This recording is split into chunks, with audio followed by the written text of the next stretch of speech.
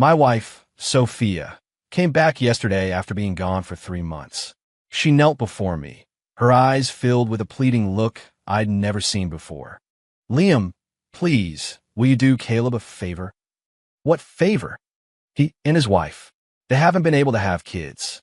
The doctor said it's his issue, but they really want a baby, so could you donate for them? I stared at her, the woman I had loved for 8 years and been married to for 3. Here she was, begging me to donate my sperm for another man. The most laughable part, she actually thought I didn't know where she'd been for the past 3 months. With Caleb. Sophia knelt on the living room rug, her hands clutching my pant leg, so tightly her knuckles were white.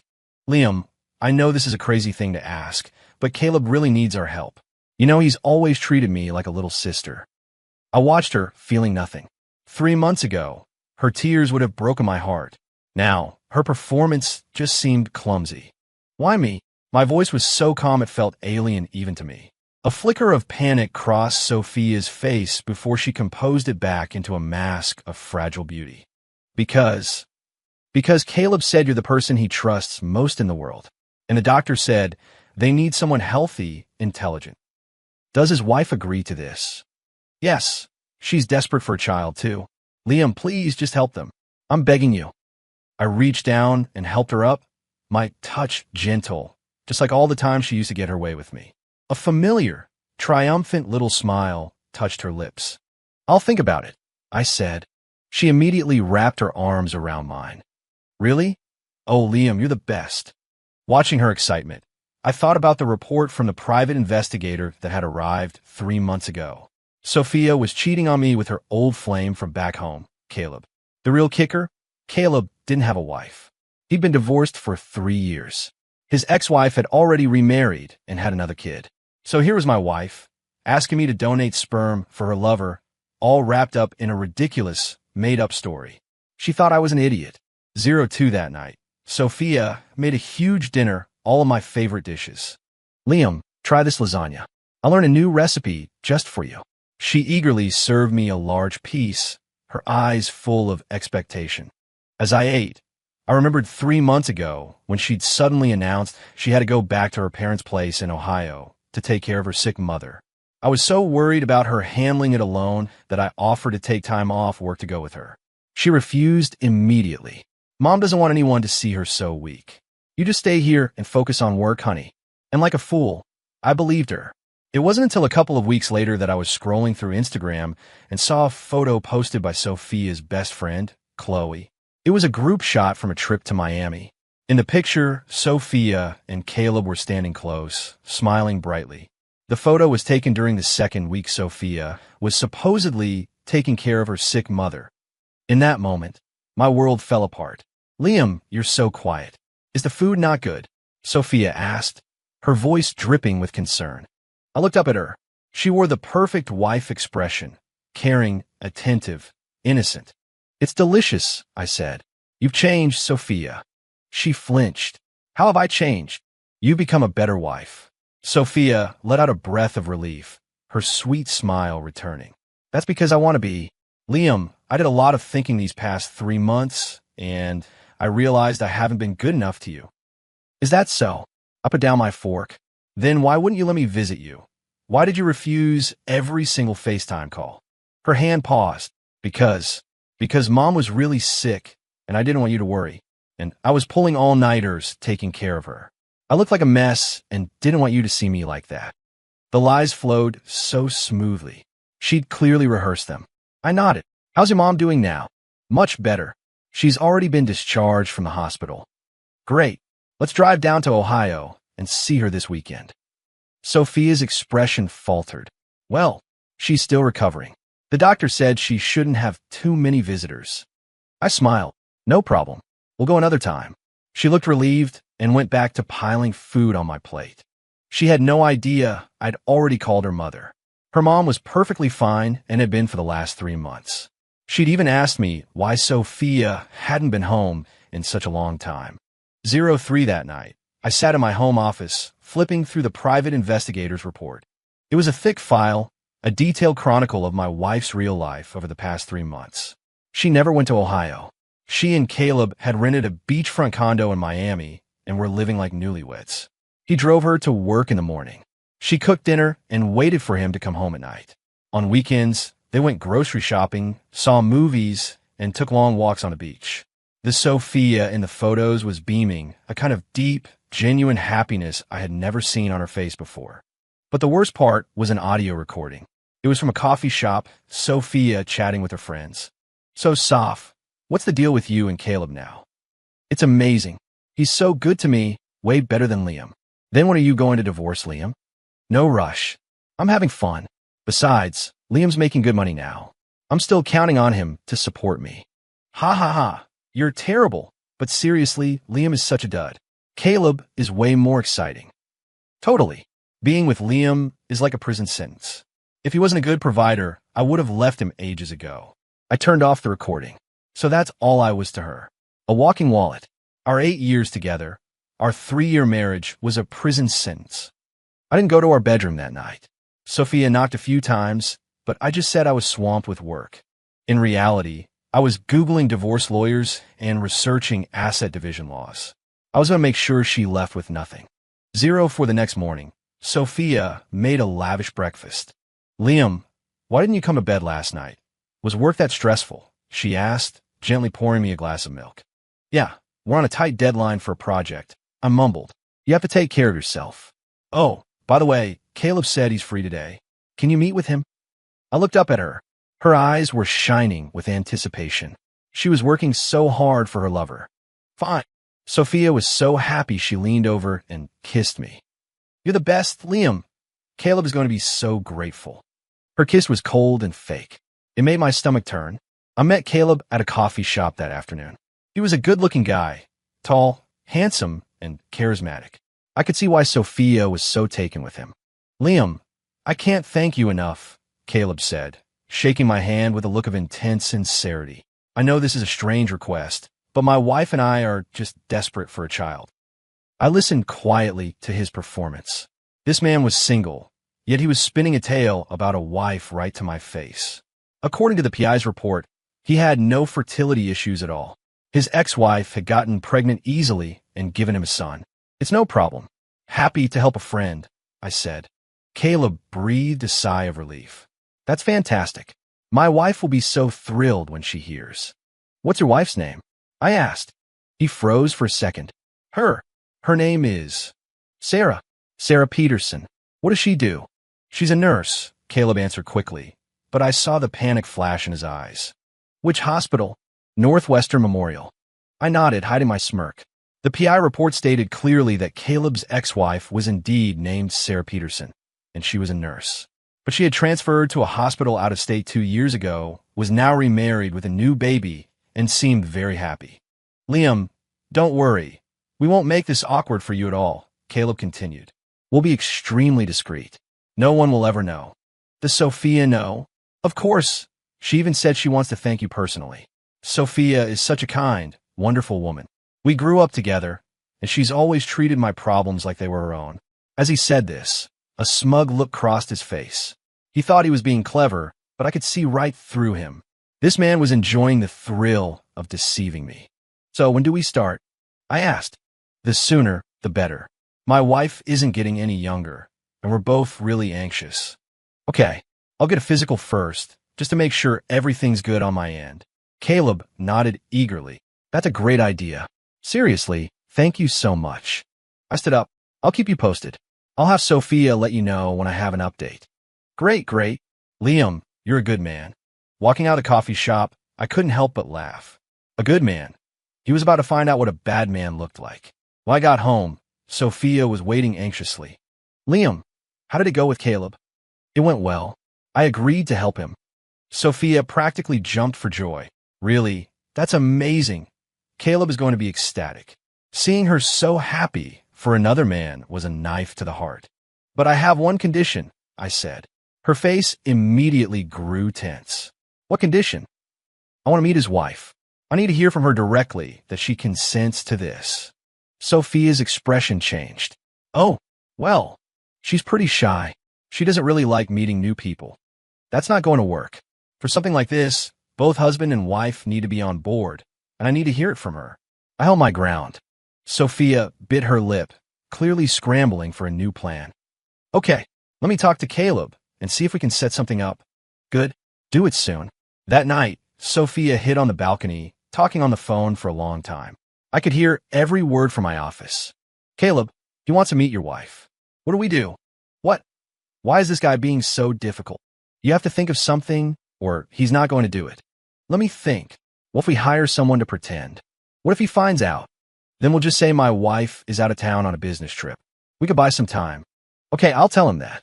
After hearing that, any last shred of doubt about their deceit vanished. They would say anything, do anything to get what they wanted. 06. Over the next few days, Sophia became incredibly affectionate and attentive.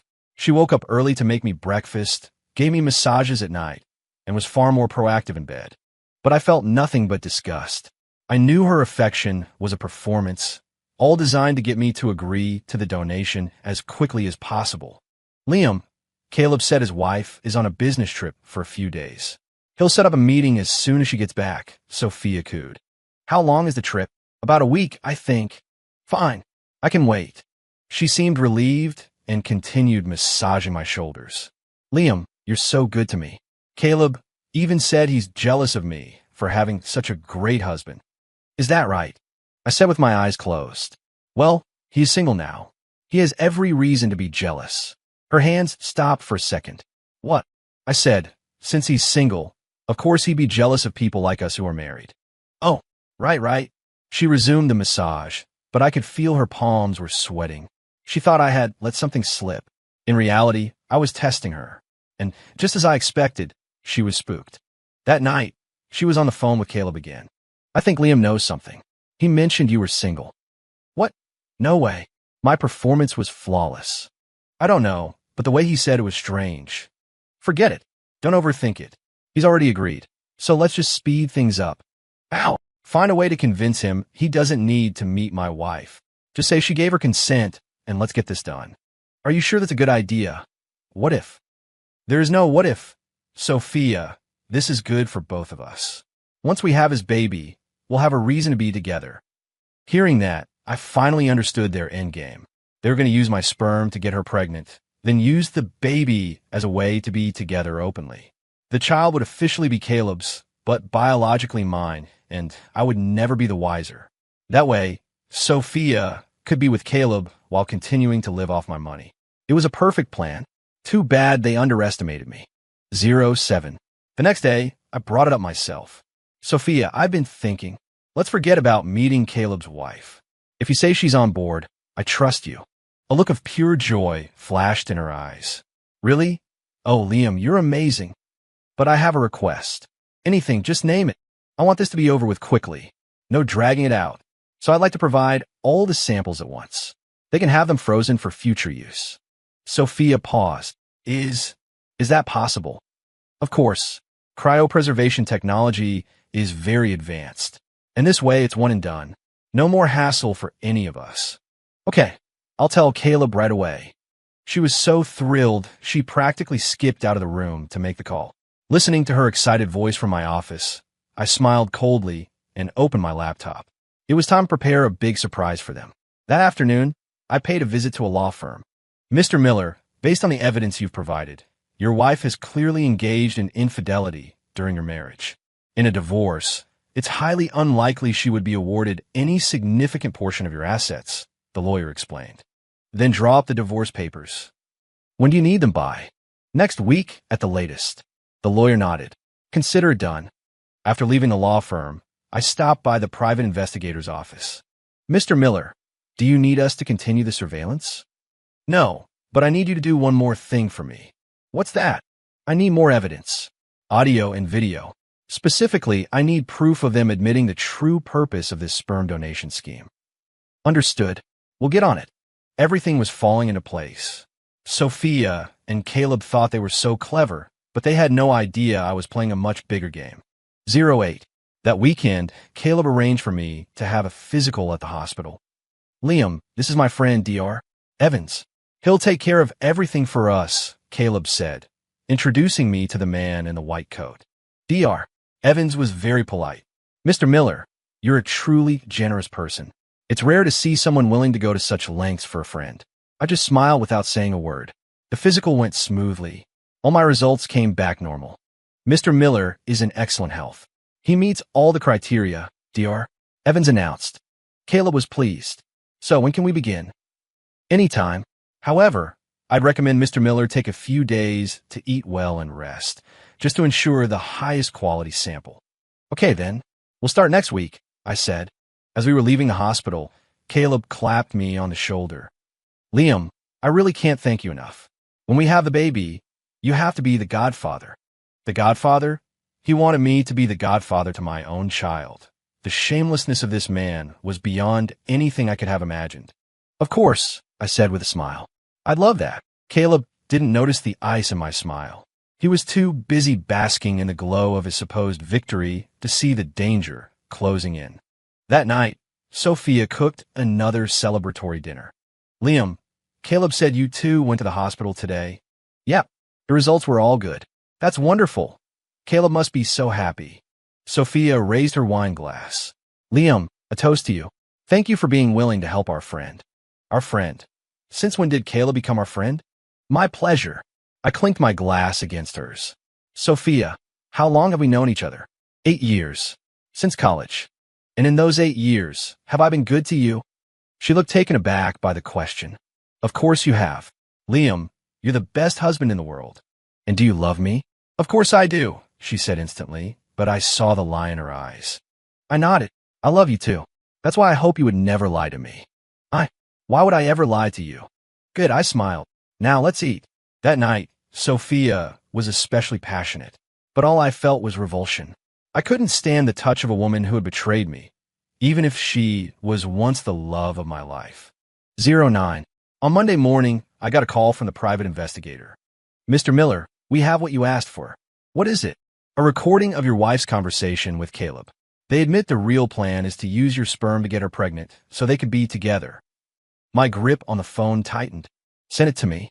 A moment later, a crystal-clear audio file arrived.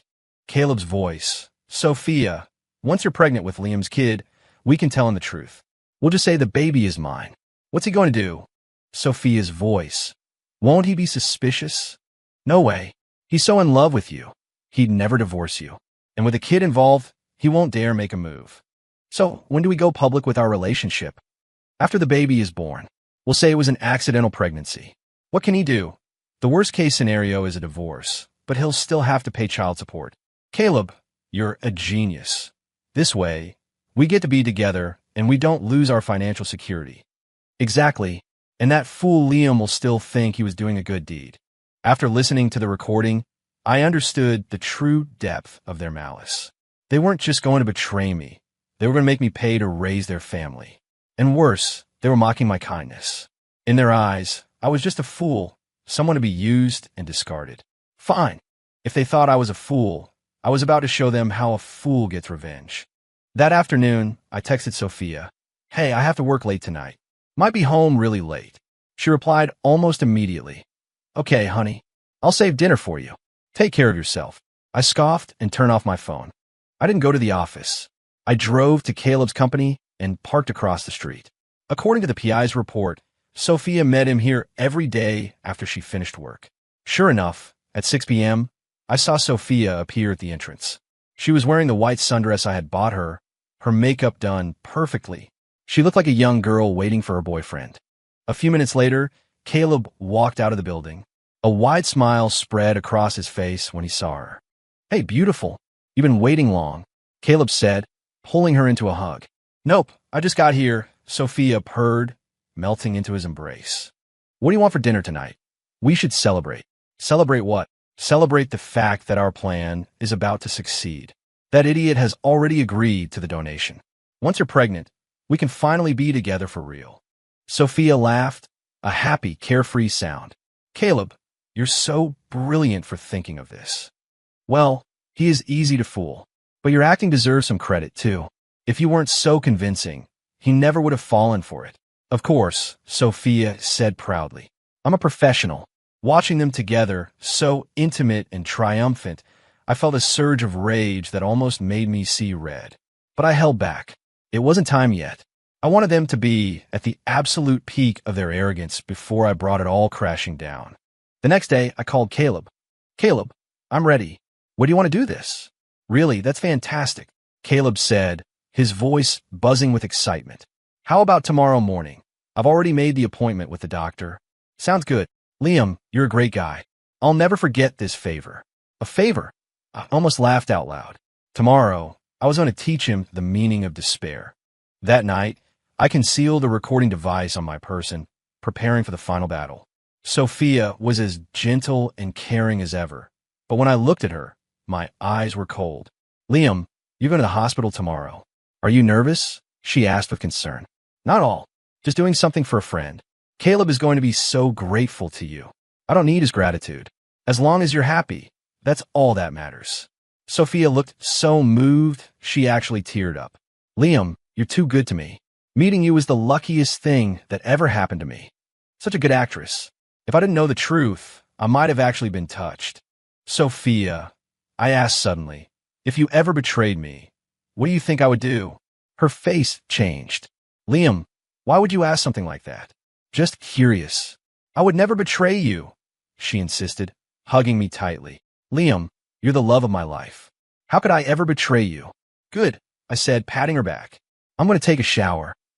In the bathroom, I stared at my reflection in the mirror. Tomorrow, it would all be over. This fake marriage, this agonizing relationship, and the two people who betrayed me. They would all get what they deserved. The next morning, I arrived at the hospital on time. Caleb was already there, looking cheerful and impatient. Liam, you ready? Absolutely, I said with a smile. But before we start, I want to talk to you for a minute. About what? About you and Sophia. The color drained from Caleb's face. What? What do you mean? Stop pretending, Caleb. I know everything. I took out my phone and played the recording. As he heard his own voice plotting with Sophia, Caleb turned ghostly pale. Liam, let me explain. Explain what? How you two cooked up this entire scheme? Or how you've been sleeping with my wife for the last 3 months? He wanted to deny it, but the evidence was undeniable. He was speechless. Liam, this whole thing. I'll handle it, I said, standing up. But first, I'm going to teach you the price of betrayal. I took out my phone and dialed the number for the CEO of Caleb's company. Mr. Roberts, this is Liam Miller. I have some important information regarding one of your employees, Caleb Reed. Caleb's face twisted in horror. Liam, what are you doing? Making you pay, I said coldly. When the CEO answered, I told him everything. I told him about Caleb preying on a married woman, destroying a family, and concocting this insane plan. Mr. Roberts was furious. Mr. Miller, thank you for bringing this to my attention. We have a zero-tolerance policy for this kind of behavior. After hanging up, I looked at Caleb. Congratulations. You're fired. He was completely panicked now. Liam, please don't do this. I'll break up with Sophia. We'll never see each other again. A little late for that, don't you think? I pulled out a second phone, this one filled with even more evidence. You know, I also have your hotel receipts, photos from your Miami vacation, and videos of the two of you together. Caleb looked utterly defeated. What do you want? I want everyone to know exactly what kind of person you are. Right then and there, I started posting the evidence online. I tagged Caleb's social media accounts, sent it to everyone on his friends list, and posted it in his company's internal messaging groups. Almost immediately, Caleb's phone started blowing up. Calls and texts from friends, colleagues, and family, all asking if the posts were real. Caleb stared at his phone, his face ashen. Liam, you've ruined me. No, I said, standing up. You ruined yourself. Now it's Sophia's turn. I drove straight to Sophia's office. She had no idea what was happening and was sitting at her desk, working casually. She looked surprised when I walked in. Liam, what are you doing here? Weren't you supposed to be at the hospital? I was, but we have a few things to clear up. I sat down across from her. What things? I took out my phone and played the recording. As soon as she heard her own voice, Sophia's face went white. Liam, that recording. It's real. I cut her off.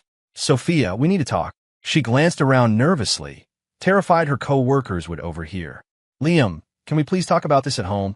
No, we'll talk about it right here. I raised my voice. Sophia, why did you cheat on me? I didn't. Are you still going to lie? I threw a stack of photos on her desk. What are these? You and Caleb in Miami. your hotel receipts, a video of you two kissing. Seeing the proof, Sophia completely fell apart. Liam, please don't do this here. Why not? You weren't ashamed when you were doing it. Why are you ashamed now that people know? The other people in the office had heard me and were now staring, their faces a mixture of curiosity and shock. Sophia felt their eyes on her and looked like she wanted the floor to swallow her whole. Tell me, Sophia, why did you do it? I pressed. She started sobbing. Liam, I'm sorry. I'm so sorry. I didn't mean for any of this to happen. You didn't mean for it to happen? Was sleeping with Caleb for 3 months an accident? Was plotting to have me donate my sperm an accident? At this, a wave of gasps went through the office. People started whispering, "Oh my God, I can't believe Sophia would do something like that. That's horrible. Cheating on her husband and trying to use him. What a disgusting person." Hearing the whispers of her colleagues, Sophia buried her face in her hands, completely humiliated. Liam, please, let's just go home. I'll tell you everything. What's the point now? I stood up. Sophia, I want a divorce. No. She lunged forward and grabbed my legs. Liam, please don't leave me. I know I was wrong. I'll never do it again. Watching her cry, I felt nothing. Her tears used to be my greatest weakness. Now they just seemed pathetic and fake. Sophia, do you remember what you told me 3 months ago? You said you were going home to take care of your sick mother. She froze. Do you have any idea how worried I was? I thought about you every day, wondering if you were exhausted, if you were struggling. I even bought a bunch of supplements to send you, but you told me not to. Liam, and then I found out you never went home at all. You were on a honeymoon with another man, playing house like newlyweds. And me, your actual husband, was sitting at home, sick with worry. She cried even harder. Liam, I really know I was wrong now. Sophia, do you know what real despair feels like? I crouched down to look her in the eye. It's the moment you realize the person you love most in the world has been playing you for a fool. I never thought you were a fool. You didn't. I played another recording, the one where she and Caleb were laughing about me. Hearing herself call me a fool and say that being with me was like a prison sentence, Sophia finally ran out of words. That afternoon, I packed my bags and moved out of her home. Sophia cried and begged me to stay, but I didn't look back. Before I left, I placed the divorce papers on the dining table. Sign them, Sophia. You get nothing. It's what you deserve. Liam, please, just give me one more chance. A chance? Did you think about giving me a chance when you were betraying me? I walked out the door without another word. Behind me, I could hear her heartbreaking sobs, but my heart was made of stone. The next day, my phone was flooded with texts from Sophia. Liam, I was wrong. Please forgive me. Liam, I'll do anything to make it up to you. Just come back. Liam, I can't live without you. I read them and deleted them, one by one, without replying. Meanwhile, I got a call from my lawyer. Mr. Miller, the news about Caleb Reed has spread. Not only was he fired, but his landlord also evicted him. He's asking to see you.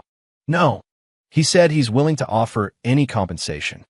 Tell him some things in this world can't be compensated.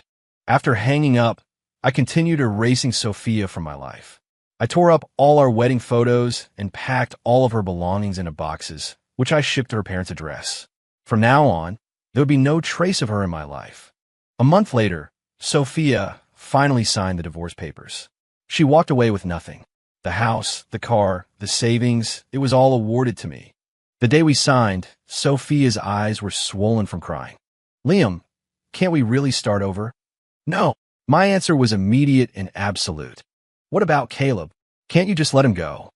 I stared at her coldly. Even now, you're still pleading for him? She looked down, her voice trembling. I just don't think this is good for anyone. Not good for anyone. I laughed, a sound like shattering ice. Sophia, when you betrayed me, did you consider if it was good for me? When you two were plotting to deceive me, did you consider if it was good for me? Liam, now that it's your turn to face the consequences, suddenly it's not good for anyone. I stood up.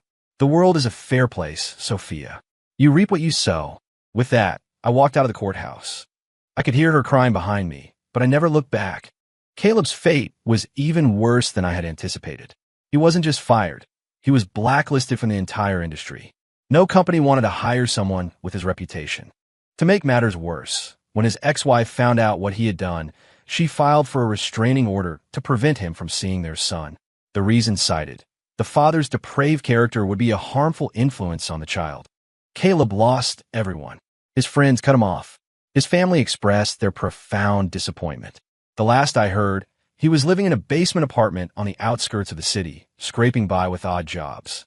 The man who was once so dapper and confident was now a pathetic outcast that everyone despised. As for Sophia, her situation wasn't much better. After the divorce, the scandal became common knowledge at her company. She was the subject of endless gossip and ridicule. No one wanted to be friends with a woman who had betrayed her husband so cruelly. Her work suffered, and eventually, she was forced to resign. When she went back to her parents' house, they were deeply ashamed of her. They couldn't understand how their daughter could have done such a thing. Sophia became a ghost of her former self, gaunt and perpetually crying. A friend of hers told me she often woke up screaming in the middle of the night, calling out my name. But none of that had anything to do with me anymore. 2 months later, I received Sophia's final text message. "Liam, I know you'll never forgive me, but I want you to know how truly sorry I am. If I could go back in time, I would never have done those things. I love you, I really do, but I know I don't have the right to say that anymore. I hope you can be happy and forget about the sinner I became." I read the message and felt nothing. Love? If she had truly loved me, she wouldn't have betrayed me. If she had truly loved me, she wouldn't have used me like a tool. It was far too late for apologies. I deleted her number and blocked her, wiping her from my life for good. A week later, I heard that Sophia and Caleb had gotten back together. Two broken people, clinging to each other for warmth in a tiny, run-down apartment. They probably thought it was the triumph of true love, but I knew it was just two failures huddling together for comfort. Without money, would Caleb still treat Sophia as well as he used to? Without a provider, would Sophia still worship Caleb the way she once did? I was curious to see how their story would end. 6 months later, my prediction came true. Sophia and Caleb started fighting constantly. The pressure of poverty shattered their so-called love. Caleb couldn't find a stable job and had to take manual labor gigs to make ends meet. Sophia could only find work as a part-time retail clerk. Their combined income was barely enough to survive, and the reality of their situation made them both miserable. Sophia, especially, had once enjoyed a life of comfort. Now, she had to worry about where her next meal would come from. She started blaming Caleb for being useless. He started blaming her for dragging him down. The arguments turned into screaming matches, and the screaming matches turned physical.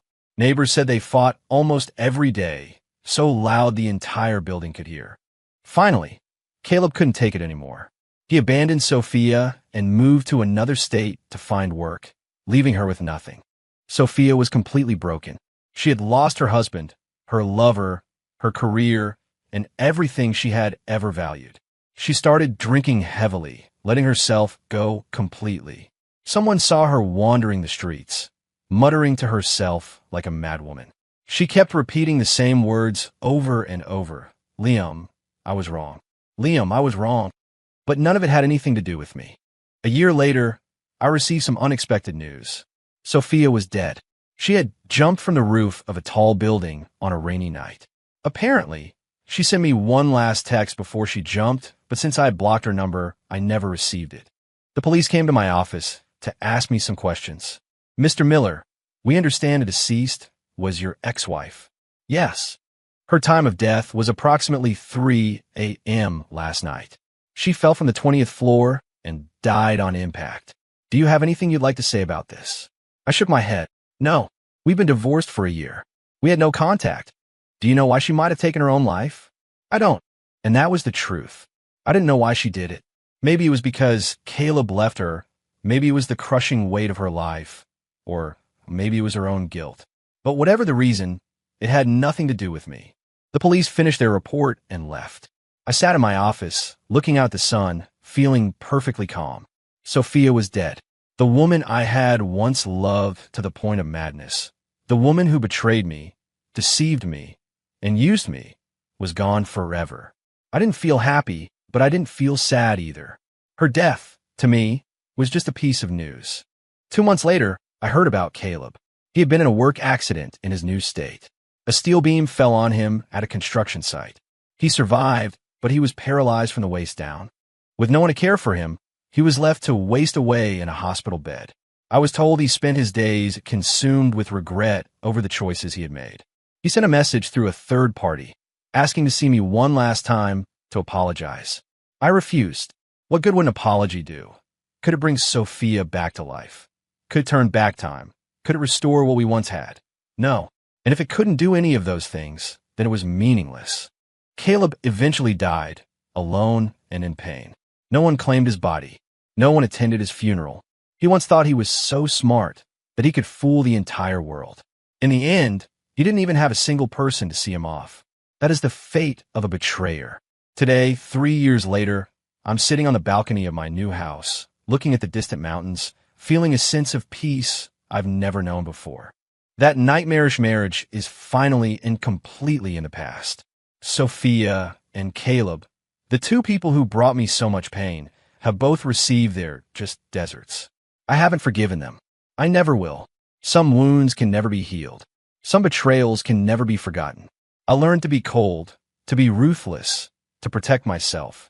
Now, I don't believe in anyone's tears. I don't fall for anyone's lies. I've started my life over. I have a new job, a new home, and new friends. The few people who know my past say that I've changed, that I've become cold and unfeeling. I don't care. My kindness was not met with kindness. My sincerity was not met with sincerity. If the world is this cruel, then I have to be cruel too. It's the only way to never get hurt again. My phone rings. It's an unknown number. Hello. May I speak to Mr. Liam Miller? This is he. I was a friend of Sophia's. Before she passed, she asked me to give you a message. I hung up the phone. I have no interest in hearing the words of the dead. Sophia is gone. All of her words, all of her tears, and all of her regrets were buried with her. I won't be moved by the dead, and I certainly won't change for them. In this world, only the living matter, and I have a life to live. For me.